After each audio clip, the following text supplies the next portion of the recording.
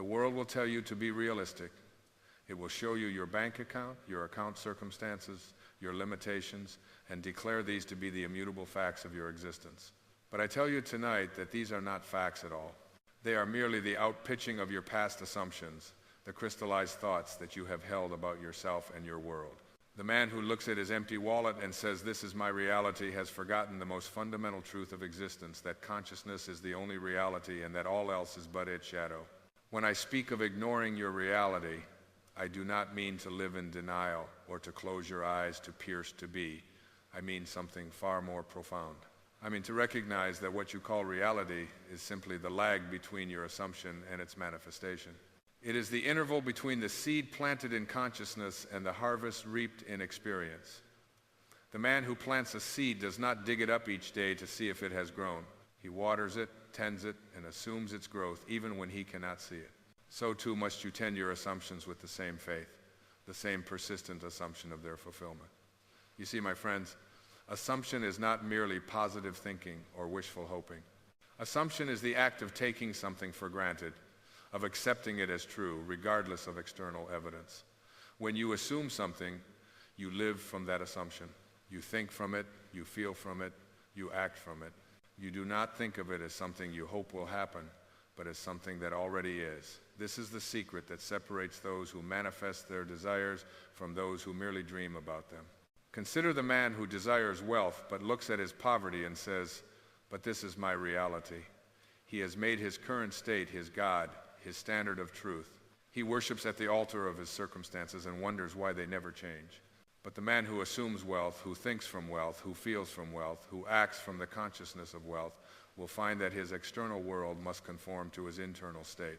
For the outer world is but the reflection of the inner world, and it cannot help but mirror back to you the assumptions you persistently hold. The great mistake that most people make is in trying to change their outer world while leaving their inner world unchanged. They try to force circumstances to bend to their will through effort and struggle, never realizing that circumstances are but the echo of consciousness. You cannot change the echo by shouting at it. You must change the voice that creates it. You cannot change your reflection by manipulating the mirror. You must change what stands before it. This is why I say to you tonight, ignore your reality and keep assuming. Do not let the evidence of your senses dictate to you what is possible. Do not let the opinions of others determine what you can become. Do not let your past failures convince you that your future must be the same. For in the realm of consciousness, all things are possible to him who believes, and belief is simply assumption persisted in. When you assume something, you enter into the feeling of the wish fulfilled. You do not try to figure out how it will happen or when it will happen. You simply live in the feeling that it has already happened. This is not make-believe or fantasy. This is the very mechanism by which all things come into being. For everything that exists in your outer world first existed in someone's consciousness as an assumption, as the veiling, as a belief. The house you live in was once just an assumption in the mind of an architect. The device you use to communicate was once just an assumption in the mind of an inventor. The love you experience was once just an assumption in your heart. Everything without exception follows this pattern. First the assumption, then the manifestation. This is the law of consciousness, and it operates with the same precision and reliability as any law of physics. But here is what most people fail to understand. The law of consciousness operates continuously, whether you are conscious of it or not. You are always assuming something about yourself in your world. You are always living from some set of beliefs and expectations. The question is not whether you are using this law, but whether you are using it consciously and deliberately or unconsciously and by default. When you look at your current circumstances and react to them, you are assuming that they are fixed and permanent. When you worry about your future based on your past, you are assuming that your past determines your future. When you let the opinions of others shape your self-image, you are assuming that they know you better than you know yourself. These are all assumptions, and they are all creating your reality, just as surely as any conscious, deliberate assumption would. The difference is that conscious assumption is assumption by choice, while unconscious assumption is assumption by habit. The man who consciously assumes wealth lies from wealth and experiences wealth. The man who unconsciously assumes poverty lies from poverty and experiences poverty. Both are using the same law, but one is using it deliberately while the other is using it by default. This is why it is so crucial that you learn to ignore your current reality and persist in your assumptions. Your current reality is nothing more than the sum total of your past assumptions. It is yesterday's consciousness made manifest. But you are not bound by yesterday's consciousness. You are not limited by what you have been or what you have done. You are the operant power of consciousness itself. And consciousness is infinitely creative, infinitely flexible, infinitely capable of new assumptions and new manifestations. When you truly understand this, you will see that every moment is a new opportunity to assume something different about yourself in your world. You will see that you are not the victim of your circumstances, but the creator of them. You will see that you are not at the mercy of external forces, but the very force that shapes the external world through your assumptions. But assumption alone is not enough. You must persist in your assumption. You must maintain it in the face of contradictory evidence. You must hold to it when the world tells you that you are wrong. You must nurture it when doubt creeps in and fear whispers its lies. This is the test of your understanding, the proof of your faith, the measure of your mastery. The man who assumes wealth for a day and then returns to assumptions of poverty has not truly assumed wealth at all. He has merely entertained a pleasant thought. But the man who assumes wealth and persists in that assumption, who lives from it and thinks from it and feels from it, regardless of what his senses tell him, will find that his assumption must externalize itself in his experience. This is not always easy, my friends. The world will challenge your assumption at every turn. It will show you evidence that contradicts what you assume. It will present you with circumstances that seem to prove that your assumption is false. But this is precisely when you must remember that appearance is not reality, that the external world is but the shadow of consciousness, and that shadows change when you move the light. When you persist in your assumption, despite contradictory evidence, you are not being foolish or unrealistic. You are being scientific. You are conducting an experiment in consciousness. You are testing the law that states that consciousness is the only reality and that all else is but its expression. And like any good scientist, you must be willing to maintain your hypothesis in the face of initial contradictory results, knowing that the law will ultimately prove itself through your persistence. The great mystics and teachers throughout history have all understood this principle. They have all taught in their own way that the outer world is but the reflection of the inner world, and that by changing the inner, we change the outer. They have all emphasized the importance of faith, of belief, of assumption, of living from the end rather than living from the beginning. But what they often fail to make clear is that this is not a matter of religion or spirituality or metaphysics.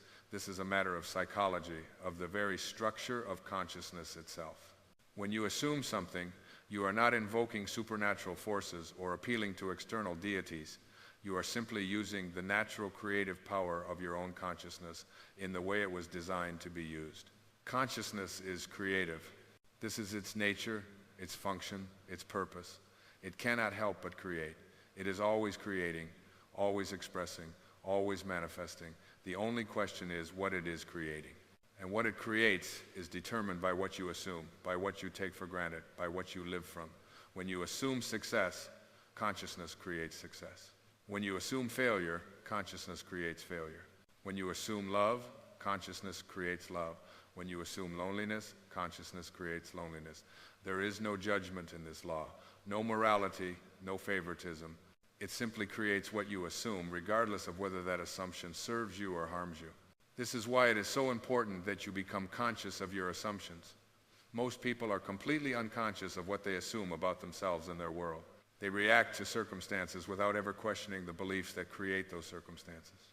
They complain about their problems without ever examining the assumptions that generate those problems. They hope for change while maintaining the very consciousness that prevents change. But when you become conscious of your assumptions, you become the master of your fate. You realize that you are not at the mercy of external forces, but that external forces are at the mercy of your consciousness. You understand that you are not the victim of circumstances, but the creator of circumstances. You see that you are not powerless, but infinitely powerful through the creative power of assumption. This power is not preserved for the few or the gifted or the chosen. It is the birthright of every human being. It is the very essence of what it means to be conscious. Every person who has ever lived has used this power, whether they knew it or not. Every achievement, every creation, every breakthrough in human history has been the result of someone assuming something different about what was possible.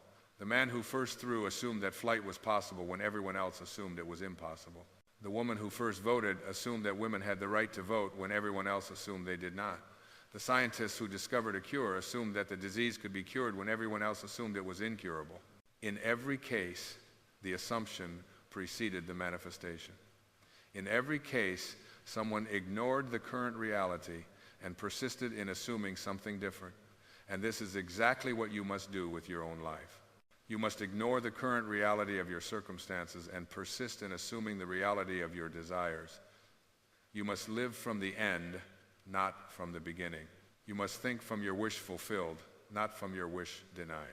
You must feel from your assumption of success, not from your observation of failure. This requires a complete reversal of the way most people approach their lives. Most people live from their circumstances. They look at what is and extrapolate what will be. They use their past to predict their future.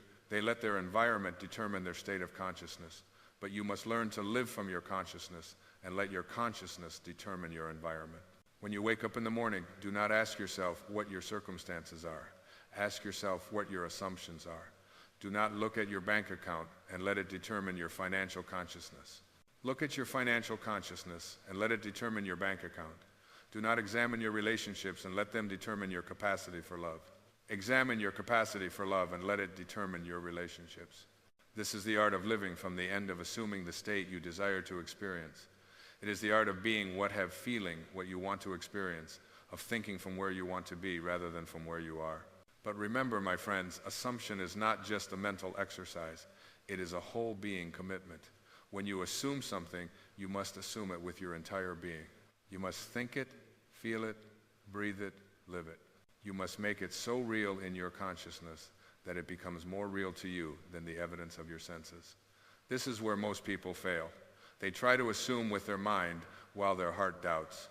They try to think positive thoughts while their emotions remain negative. They try to imagine success while their body language expresses failure. But assumption is not partial, it is total. It is not intellectual, it is experiential. It is not what you think about, it is what you think from. When you truly assume something, you do not have to convince yourself that it is true. You do not have to argue with your doubts or overcome your fears. You simply live from the assumption as naturally as you live from any other belief you hold. You do not have to convince yourself that your name is what it is or that you live where you live. You simply assume these things and live from them. So too must you assume your desires and live from them. This is why the feeling of the wish fulfilled is so important. Feeling is the secret of assumption. When you feel that your wish is fulfilled, you are assuming its fulfillment. When you feel successful, you are assuming success. When you feel loved, you are assuming love. When you feel prosperous, you are assuming prosperity. The feeling is not the result of the assumption. The feeling is the assumption itself. Most people have this backward. They think that they will feel successful when they achieve success, that they will feel love when they find love, that they will feel prosperous when they acquire prosperity. But this is putting the cart before the horse. You must feel successful in order to achieve success. You must feel loved in order to attract love. You must feel prosperous in order to manifest prosperity. This is not pretending or make-believe. This is recognizing that feeling is the language of consciousness, the way that consciousness communicates with itself. When you feel something, you are assuming it. When you assume something, you are creating it. When you create something in consciousness, it must manifest in experience. This is the law, and it cannot be broken, but the law requires persistence. You are simply maintaining the state of consciousness that corresponds to your desire and allowing the law to operate through you.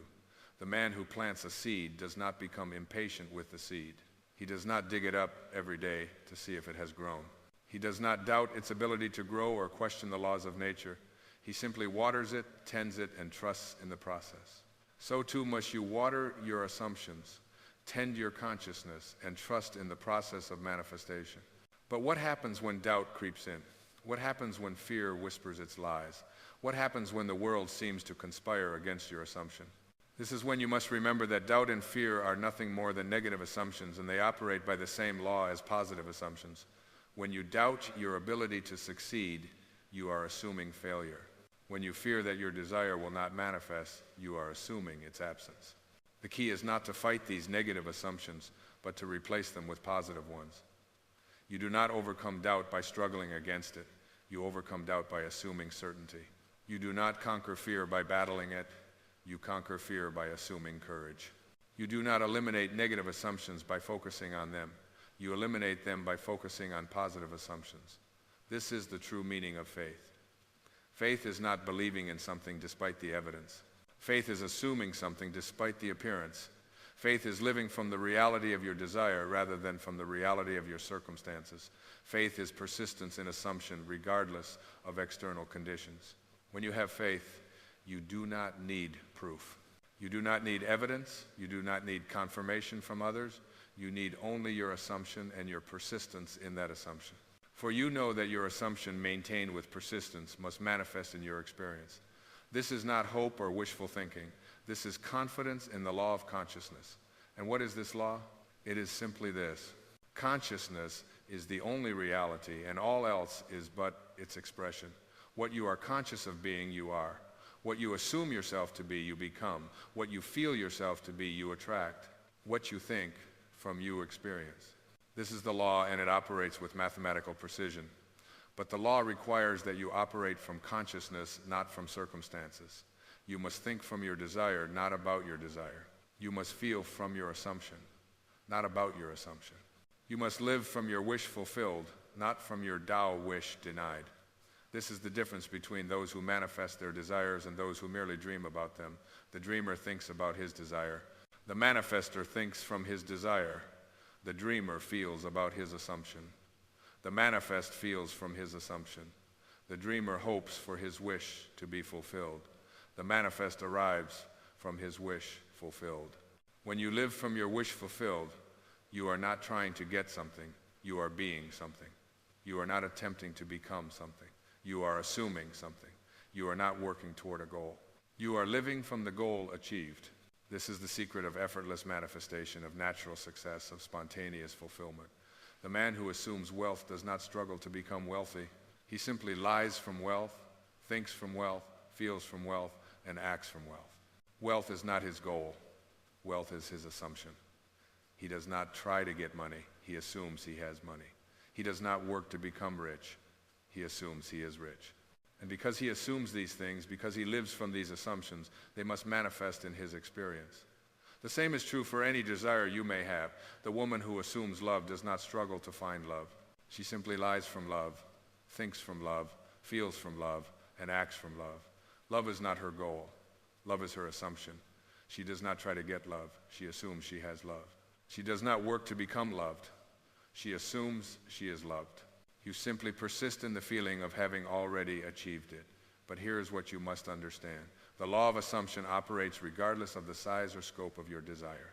It works just as well for small things as for large things, for simple things as for complex things, for personal things as for universal things. The law does not discriminate. It does not judge. It simply creates what you assume. The man who assumes he will find a parking space finds a parking space. The woman who assumes she will meet the right person meets the right person. The student who assumes he will pass the test passes the test. The entrepreneur who assumes her business will succeed succeeds. The artist who assumes his work will be appreciated is appreciated. In every case, the assumption precedes the manifestation.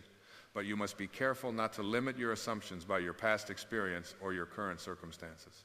You must not assume that because something has never happened before, it cannot happen now.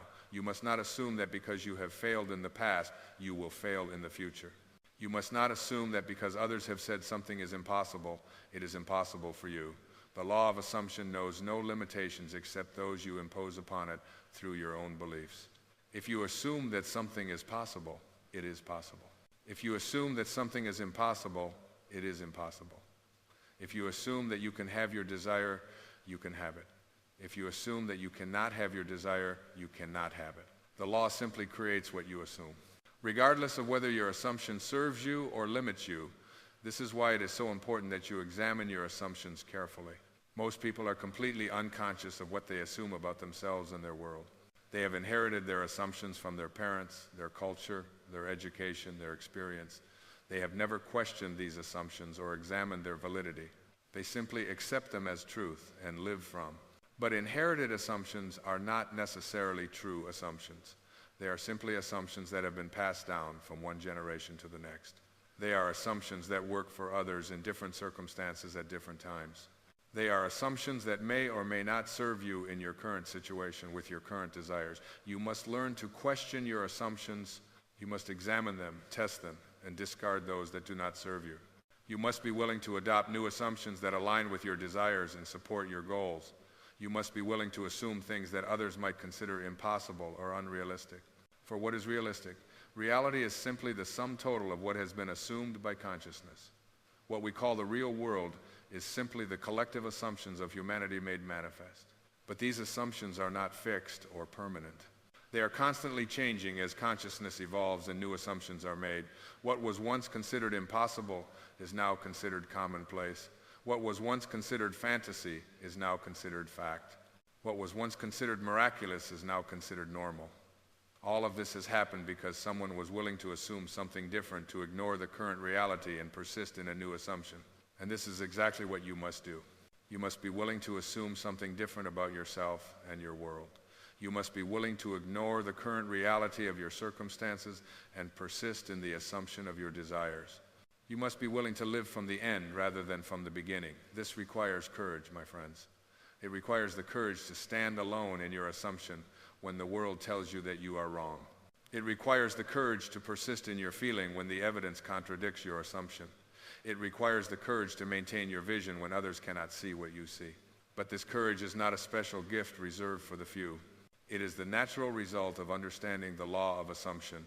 When you truly understand that consciousness is the only reality and that all else is but its expression, you gain the courage to assume anything you desire.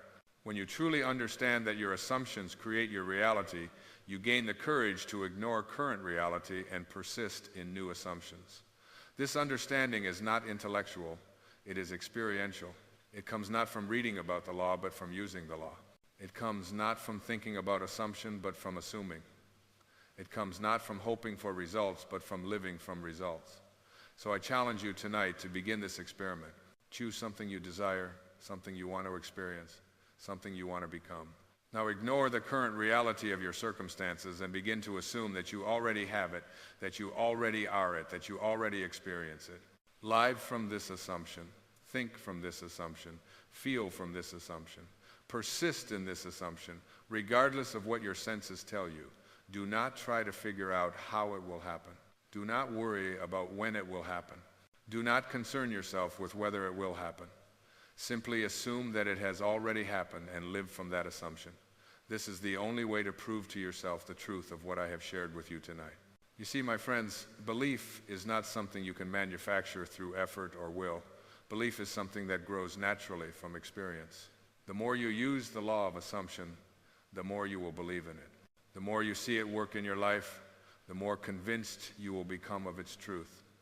The more you experience its power, the more confident you will become in its reliability. But you must begin. You must take the first step. You must make the first assumption. You must persist in that assumption until it manifests in your experience. Only then will you truly understand what I have shared with you tonight. Only then will you truly know the power of assumption. And when you do, when you see your assumption manifest in your experience, when you witness the law of consciousness operating through you, you will never again doubt your ability to create your reality. You will never again feel powerless in the face of circumstances. You will never again believe that you are at the mercy of external forces. You will know with absolute certainty that you are the operant power of your own consciousness. You will know that you are the creator of your own reality. You will know that you are the master of your own fate. And you will know that there is no limit to what you can assume, no limit to what you can create, no limit to what you can become. This is the truth I have shared with you tonight. You are the dreamer and the dream, the creator and the creation, the assumer and the assumed. When you truly understand this, when you truly live from this understanding, you will have unlocked the greatest secret of existence, that you are the power that creates your world. And that power operates through assumption. So assume, my friends, assume persistently, assume without limit, assume without fear, assume without doubt. For your assumptions are the very substance of your reality. And your reality is nothing more than your assumptions made manifest. When you change your assumptions, you change your reality. When you ignore your current reality and persist in new assumptions, you create a new ISO-T. This is the law This is the way. This is the truth that will set you free from the bondage of circumstances and make you the master of your own destiny. Use it well. Persist in it faithfully, and you will discover that there is no limit to what you can assume, and therefore no limit to what you can experience. The power is within you. The law is available to you. The key is in your hands. Now go forth and assume you're good. Persist in your assumption, and watch as your reality transforms to match your consciousness. For this is the way of the Master, the path of the Creator, the secret of those who know that consciousness is the only reality and that all else is but its magnificent expression. Now let me tell you a secret. The world you perceive is nothing more than the outpicturing of where you have placed your focus. Everything in your world, every circumstance, every relationship, every material condition is the harvest of seeds you have sown with your attention. Where attention goes, energy flows, and manifestation follows. You see, the creative power that sleeps within you responds not to idle wishes or fleeting thoughts, but to the state upon which you have placed your focus with conviction. The Bible tells us, as a man thinketh in his heart, so is he. But thinking is not enough. It is the sustained focus of thought imbued with feeling that reshapes your reality. I once knew a man who desired financial abundance. He would affirm daily, "I am wealthy," yet continue to dwell in thoughts of lack, scarcity, and limitation. His words proclaimed abundance, but his focus remained fixed on absence. And so, absence persisted in his experience. His focus, you see, was divided. Now let me clarify what I mean by focus. Focus is not concentration that creates tension. True focus is the natural consequence of fascination. When you are fascinated by something, your attention is effortlessly drawn to it. This is the kind of focus that transforms. To create a new reality, you must become so fascinated with your desired state that it consumes your consciousness. You must live from it. View the world through its lens and respond to life as though your desire were already an accomplished fact. This is the new level of focus required for manifestation. The great tragedy is that most people focus intently on what they do not want and then marvel at why these unwanted things keep appearing in their lives. Do you not see? Whatever commands your focus multiplies in your experience, regardless of whether you want it or not. The outer world is dead. It has no power to create, no power to cause. It is simply effect and echo, a shadow of your inner focus. Change your focus and you change your world. This is the law. Now, what does this new level of focus look like in practice? It requires 4 elements: clarity, consistency, conviction, and detachment. First, clarity. You must know precisely what you desire. Vague wishes produce vague results. Define your desire in vivid detail. See it, feel it, touch it in your imagination. Make it as real to your senses as the chair you sit upon. I recall working with a young woman who wanted to find her ideal partner. When I asked her to describe this person, she gave only the most general description: someone kind. She said, "Someone who loves me." I told her, "Your focus lacks definition. Sharpen your vision. What values must this person embody? How do you feel in their presence? What kind of life do you share together?" As she brought her desire to sharper focus, her manifestation accelerated. Second, consistency. A focused mind is one that returns again and again to the same assumption, building conviction through repetition. The world is changed not by sporadic bursts of imagination, but by the groove worn deep by consistent focus. Think of it this way. If you plant a seed and dig it up each day to check its progress, it will never grow. Similarly, if you assume your desire one moment, then return to the old state the next, you uproot the seed of manifestation before it can take root. Consistency of focus allows the seed to flourish unseen until it breaks through into expression. Consider the story in Scripture of the prophet Elijah. He sent his servant 7 times to look for signs of rain during a drought. The servant saw nothing 6 times, but Elijah maintained his focus, knowing the rain would come.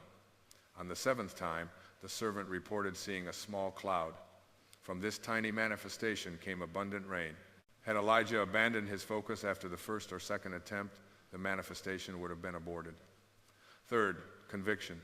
It is not enough to think about your desire, you must think from it. This is faith, the substance of things hoped for, the evidence of things not seen. Conviction is the feeling that your desire is done.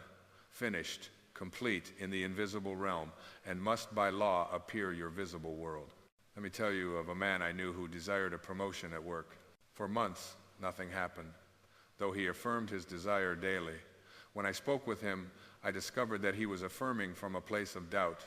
He was saying the words, but did not believe them. I told him, "You must convince yourself first. You must reach such conviction that even if the whole world denied it, you would stand unshaken in your assumption." He began to imagine each night just before sleep that his colleagues were congratulating him on his promotion. He felt their handshakes, heard their words, felt the joy in his heart. He did this with complete conviction, as though experiencing a memory rather than creating a fantasy. Within 3 weeks, he received to see the promotion, a position that had not even existed when he began his focused work. Fourth, detachment. This seems paradoxical, but true focus includes the ability to detach from the how and when of manifestation. Attachment creates anxiety, and anxiety dilutes focus. When you truly know that your desire is yours, you can release the urgency and desperate longing that indicates lack of faith. Detachment means you plant the seed, water it with attention, and then allow the invisible forces of creation to do their perfect work without interference. It is the opposite of indifference. It is supreme confidence that what is done in consciousness must appear in reality. Now let me address a question that may have formed in your mind. If focus is so powerful, why do I sometimes focus intently on something and still not perceive it? The answer is simple but profound. Your conscious focus must be aligned with your subconscious assumptions. You see, your subconscious mind holds beliefs about yourself and the world that may contradict your conscious wishes. And it is the subconscious that truly determines your focus. You may consciously focus on wealth while subconsciously believing you are unworthy of abundance. In such a case, your true focus, your subconscious focus, is on unworthiness, not on wealth. This is why I teach the technique of feeling the wish fulfilled as you fall asleep. In the drowsy state between wakefulness and sleep, the conscious mind relaxes its guard and the subconscious becomes receptive to new impressions. Impress upon your subconscious the feeling of your wish fulfilled, and your entire being, conscious and subconscious, will align in perfect focus. Let me tell you a personal story. Years ago, I desired to travel and lecture throughout the United States, sharing these principles with all who listen. At the time, I had no means, no connections, no invitations. But each night I would fall asleep feeling the satisfaction of having completed successful lectures across the country. I felt the handshakes, heard the applause, experienced the gratitude of those whose lives had been transformed. I maintained this focus not for a night or a week, but consistently. And though the way was not immediately apparent, doors began to open. An invitation came from one city, then another. The mists for travel appeared. Within a year, what had existed only in my focused imagination became my living reality. The Bible says, "The light of the body is the eye." This is not speaking of the physical eye, but a focus where you place your attention. "If therefore thine eye be single, if your focus be undivided, thy whole body shall be full of light. But if your focus is scattered, divided between what is and what could be, between faith and doubt, how great is that darkness?" This is why a new level of focus is required for manifestation. Not the ordinary focus that shifts and wavers with circumstances, but a transcendent focus that remains fixed on the invisible reality of your desire until it solidifies in the visible world. Now, there is a certain practice that I have found invaluable for developing this transcendent focus. Each day, preferably in the morning when your mind is fresh, and in the evening before sleep, enter into a state of relaxation. Let your body become comfortable and your mind still. Then direct your attention inward to the center of your being, to that place where you know yourself to be. I am from this center. Consciously choose where to place your focus. See your desire as accomplished. Step into the scene. Make it first person, present tense. Do not see it as something that will happen. Experience it as something that is happening now. Involve all your senses. What do you see? What do you hear? What would you taste or smell in the state of your wish fulfilled? Remain in this state for at least 5 minutes, fully absorbed in the reality of your desire fulfilled. Then throughout your day, when doubts arise, the old patterns of thought return, as they surely will gently bring your focus back to the feeling of the wish fulfilled. This consistent redirection of focus is the discipline that leads to mastery. Let me share with you the testimony of a student who applied this principle of focused imagination. She had been estranged from her adult son for nearly a decade. No communication, no reconciliation. Despite many attempts, she came to understand that her focus had been on the arrangement itself, on the pain of separation, on all the reasons why reconciliation seemed impossible. I instructed her to shift her focus completely. Each night I told her, as you lie down to sleep, imagine hearing your son's voice on the telephone. Hear him express his love for you. Feel the warmth in your heart as reconciliation occurs. Fall asleep in this state. For 1 month, she maintained this focus with unwavering consistency. She reported that at first it was painful as it highlighted the absence of what she desired. But gradually the imaginal scene began to feel more natural, more real. Then one day, without any action on her part, the telephone rang. It was her son.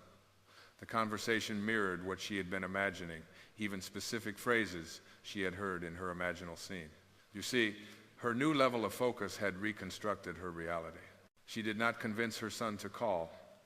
She simply shifted the focus of her own consciousness, and all parties involved in her reality rearranged themselves to match her new focus. This is the creative power that sleeps within you.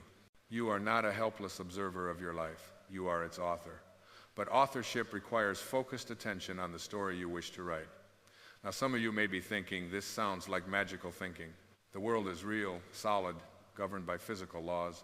And to this I say, the physical universe is indeed governed by law. But it is the law of consciousness, not the laws of physics, that is fundamental. Physics describes the behavior of manifestation. Consciousness is the source of what manifests. Science itself is now confirming what the mystics have always known, that matter is not solid, but is mostly empty space, that a particle will pop in and out of existence, that observation of the behavior of particles. In other words, focus, conscious attention directly impacts physical reality.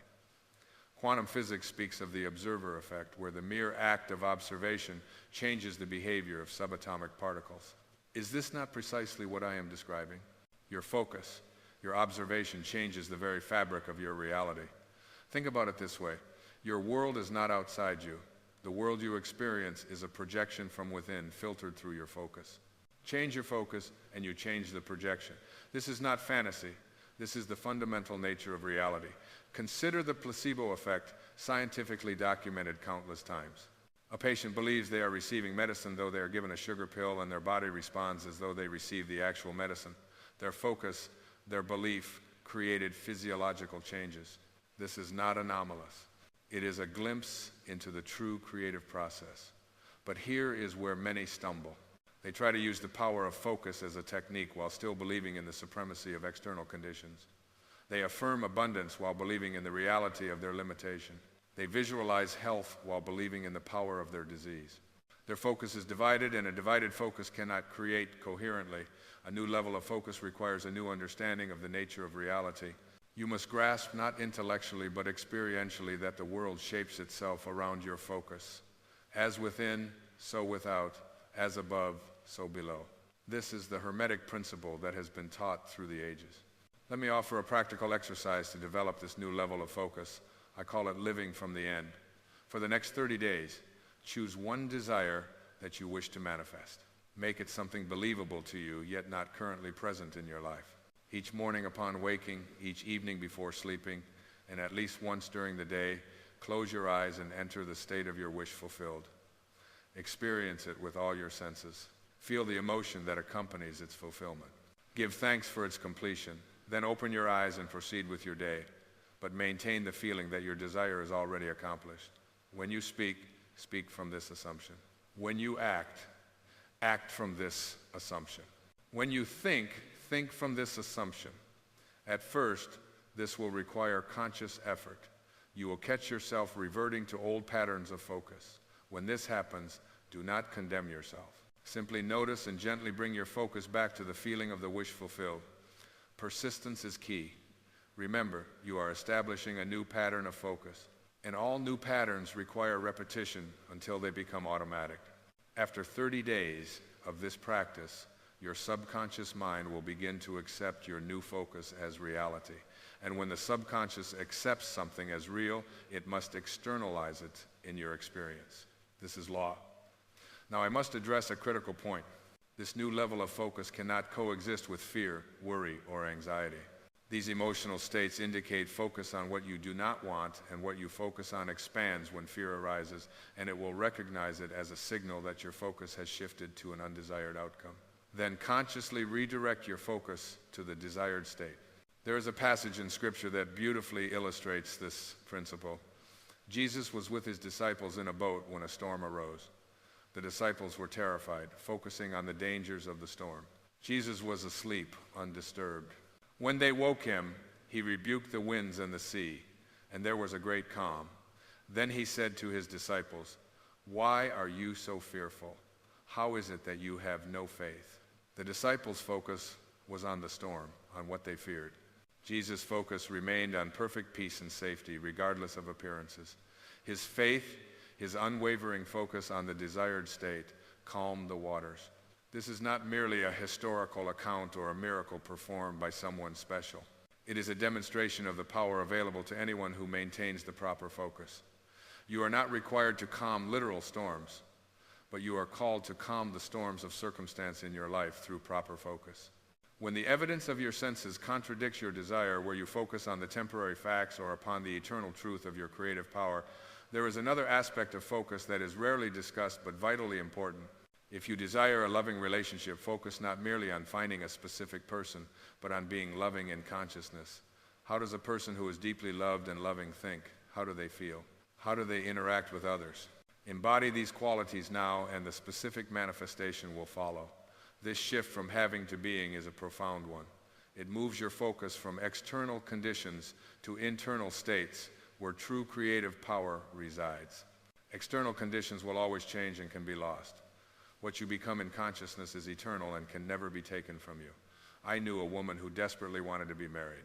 Her focus was entirely on finding a husband, as though a piece of herself was missing and needed to be found externally. Despite numerous relationships, fulfillment eluded her. When we spoke, I suggested that she shift her focus from finding love to being loved, to embodying the consciousness of someone in a loving, fulfilling marriage.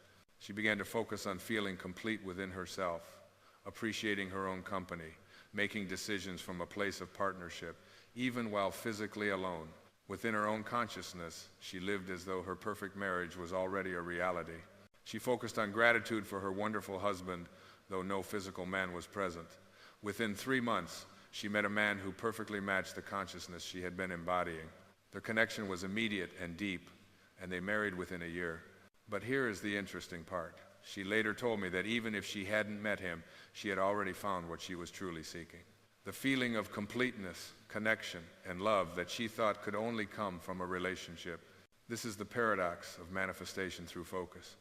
When you focus on lacking something and needing to get it, you perpetuate the consciousness of lack.